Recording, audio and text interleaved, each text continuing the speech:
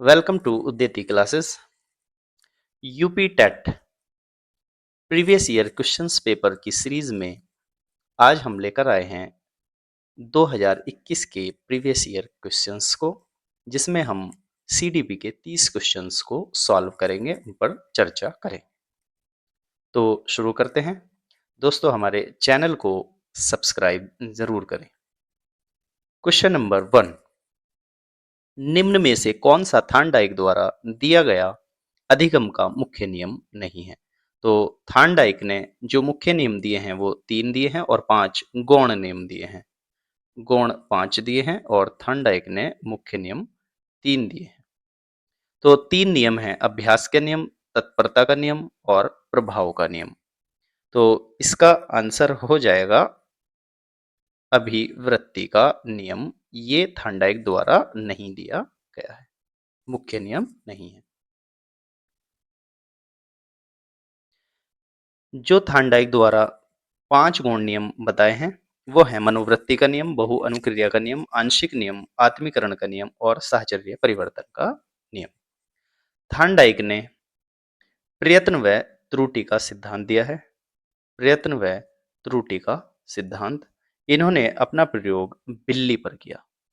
बिल्ली पर किया, भूखी बिल्ली पर।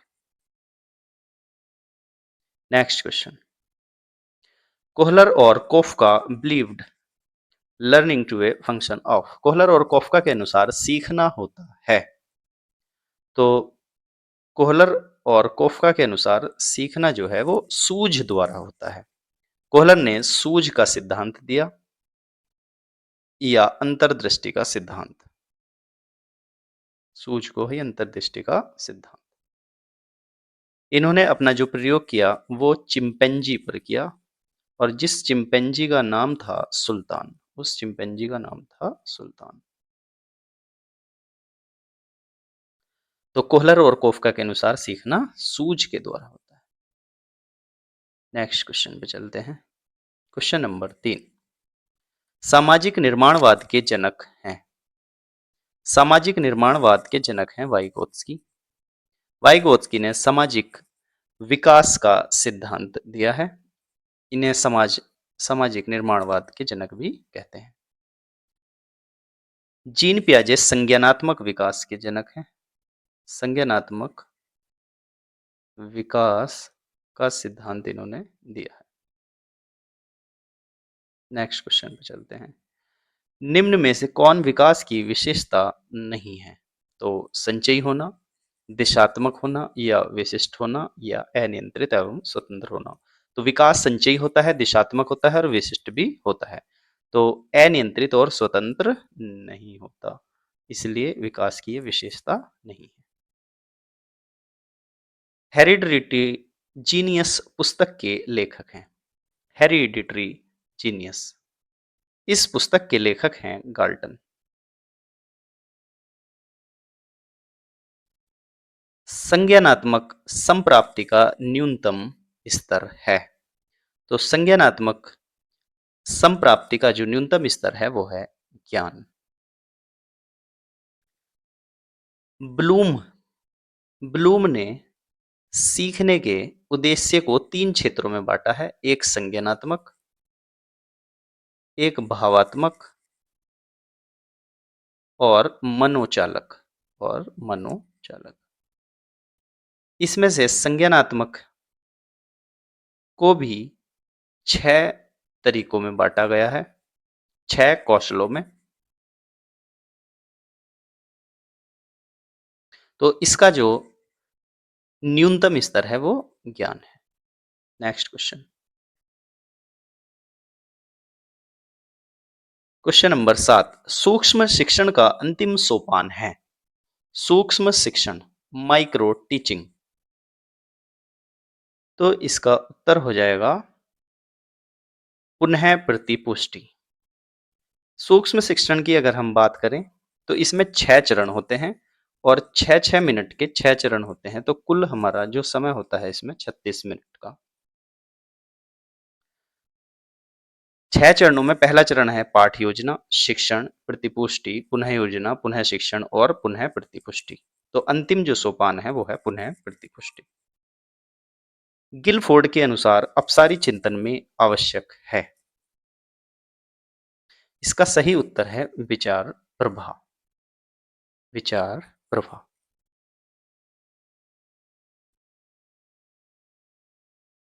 Next question.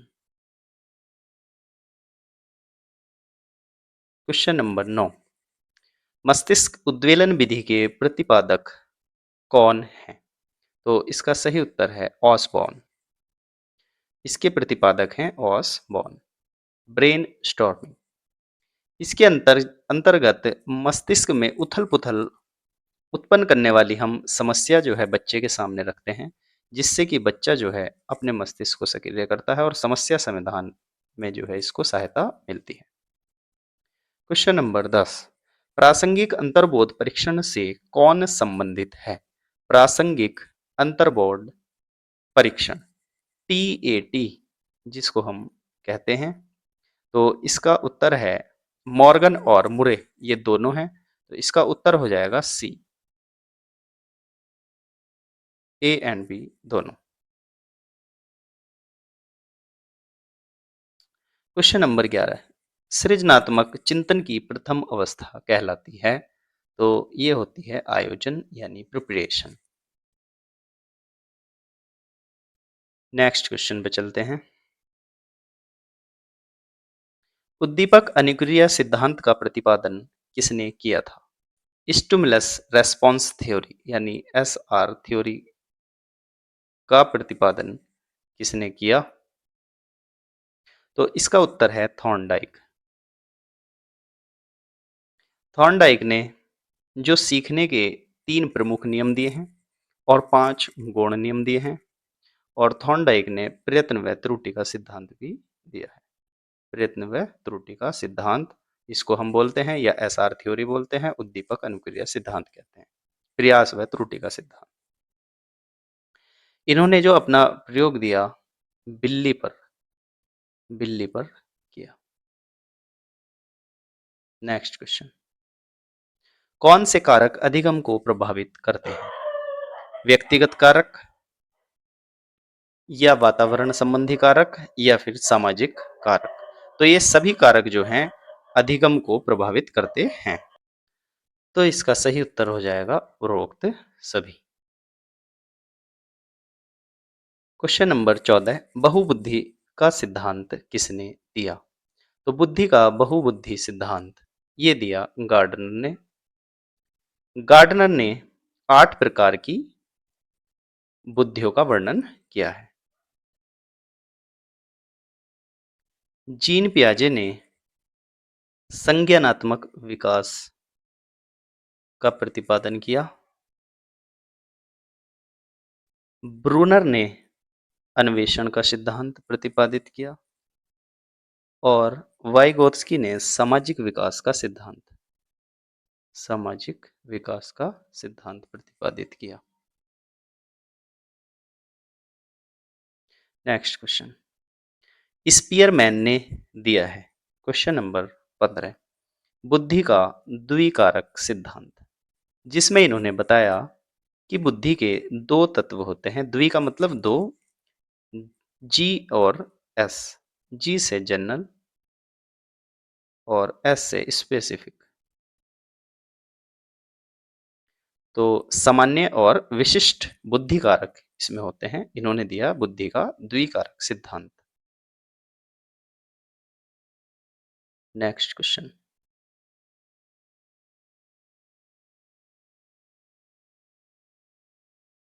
Question number 16 project विधि संबंधित है।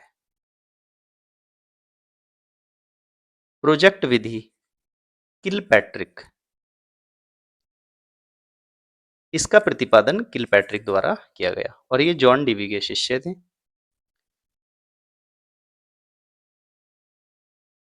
Next question. पाठ योजना में छात्र के पूर्व अधिगम से संबंधित है। तो जब हम पाठ योजना तैयार करते हैं तो प्रस्तावना प्रश्न में पूर्व अधिगम से संबंधित प्रश्नों को रखते हैं।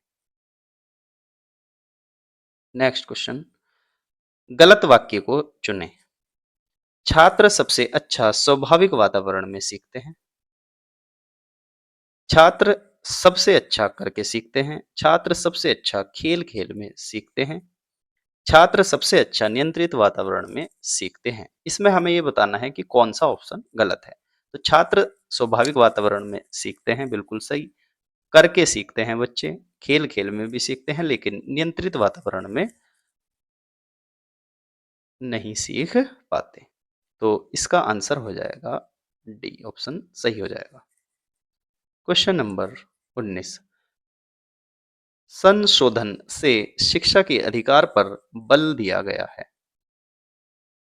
शिक्षा के अधिकार, तो ये 86वां संविधान संशोधन अधिनियम 2002 को पारित हुआ और इसमें प्रत्येक बच्चे को मुफ्त व अनिवार्य शिक्षा का अधिकार प्रदान किया गया और इसके अंतर्गत 21A को जोड़ा गया।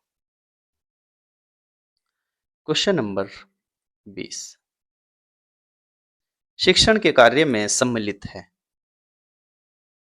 मूल्यांकन कार्य, उपचारात्मक कार्य, निदानात्मक कार्य। तो ये सभी कार्य इसमें सम्मिलित होते हैं। हम मूल्यांकन भी करते हैं, रिमीडियल टीचिंग भी करते हैं और निदानात्मक कार्य भी करते हैं। क्वेश्चन नंबर 21, शिक्षण सबसे कम प्रभावशाली होगा जब शिक्षक एकाधिकारवादी होगा, विद्यार्थी निष्क्रिय रहेंगे या केवल लिखने पर बल हो या उपयुक्त सभी।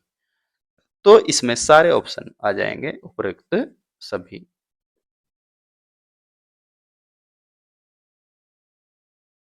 क्वेश्चन नंबर 22, भाषा रूपांतरण सिद्धांत दिया था चोम्स्की ने। भाषा रूपांतरण सिद्धांत दिया चोम्स्की ने। क्वेश्चन नंबर 23,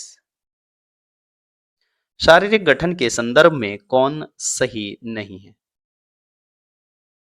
तो इसका उत्तर हो जाएगा बी ऑप्शन, एंटागोनिस्टिक। शेल्डन ने 3 प्रकार के व्यक्तित्व बताए हैं, जिसमें आते हैं मेसोमॉर्फिक, एक्टोमॉर्फिक और एंडोमॉर्फिक, यानी आयताकार, लंबकाय और गोलकाय। लेकिन इसमें एंटागोनिस्टिक नहीं आता है। क्वेश्चन नंबर 24, निम्नवत में अभिप्रेरणा के घटकों की पहचान करें। तो आवश्यकता, अंतर्नोद, प्रोत्साहन या उपयुक्त सभी। तो अभिप्रेरणा के जो घटक हैं वो ये सभी हैं, तो इसलिए इसका ऑप्शन हो जाएगा उपयुक्त सभी। क्वेश्चन नंबर 25, मनोविश्लेषणात्मक सिद्धांत के प्रतिपादक थे सिगमंड फ्राइड, ऑलपोर्ट, गिलफोर्ड। तो इसका आंसर है सिगमंड फ्राइड।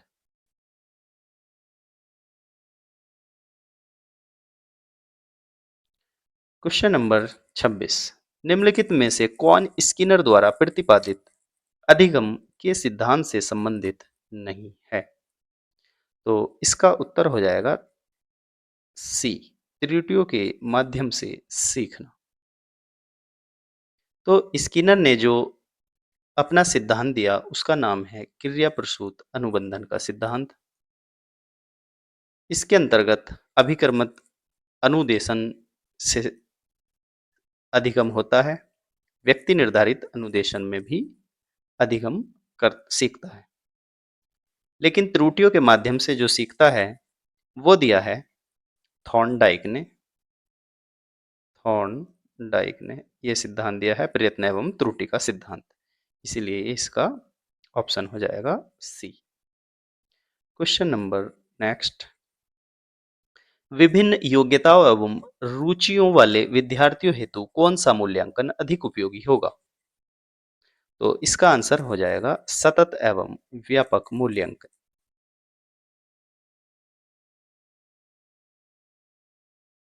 क्वेश्चन नंबर 28, निम्न में से कौन अनुदेशात्मक उद्देश्यों से संबंधित ब्लूम के वर्गीकरण के संज्ञानात्मक पक्ष से संबंधित नहीं है। तो इसका आंसर है चरित्र निर्माण। ब्लूम के वर्गीकरण के अनुसार जो शिक्षण उद्देश्य हैं उन्हें 3 भागों में बांटा गया है। पहला है संज्ञानात्मक,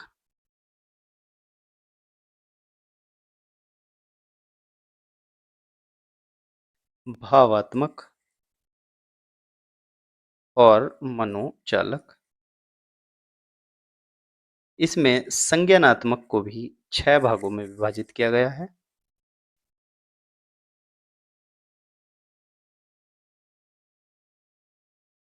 तो संज्ञानात्मक में आते हैं ज्ञान, बोध, अनुप्रयोग, विश्लेषण, संश्लेषण और मूल्यांकन। क्वेश्चन नंबर नेक्स्ट, निम्न में से कौन सा शिक्षण का स्तर नहीं है? तो अभिप्रेरणा स्तर। शिक्षण के स्तर वह आधार है जिसके माध्यम से छात्रों का बौद्धिक विकास किया जाता है। इसमें छात्रों का क्रमबद्ध तरीके से बौद्धिक विकास किया जाता है। तो शिक्षण के निम्नलिखित 3 स्तर हैं, एक चिंतन, बोध और स्मृति स्तर। तो इसका आंसर हो जाएगा अभिप्रेरणा स्तर। क्वेश्चन नंबर लास्ट, विकास के मनोसामाजिक सिद्धांत का प्रतिपादन किसने किया? तो विकास के जो मनोसामाजिक सिद्धांत का प्रतिपादन किया वो है एरिक्सन। इसका उत्तर हो जाएगा एरिक्सन। एरिक्सन ने व्यक्तित्व विकास के लिए सामाजिक कारकों को महत्व पर बल दिया है और विकास की 8 अवस्थाएं बताई हैं, जिनमें है शैशव अवस्था, प्रारंभिक बाल्यकाल अवस्था, खेल अवस्था, विद्यालय अवस्था, किशोरावस्था, तरुण वयस्क अवस्था, मध्य वयस्क अवस्था और परिपक्वता अवस्था। तो इस तरह से दोस्तों ये हमारे 30 क्वेश्चंस कंप्लीट हुए। आपको हमारी वीडियो अच्छी लगती है तो लाइक करें और चैनल को सब्सक्राइब करें।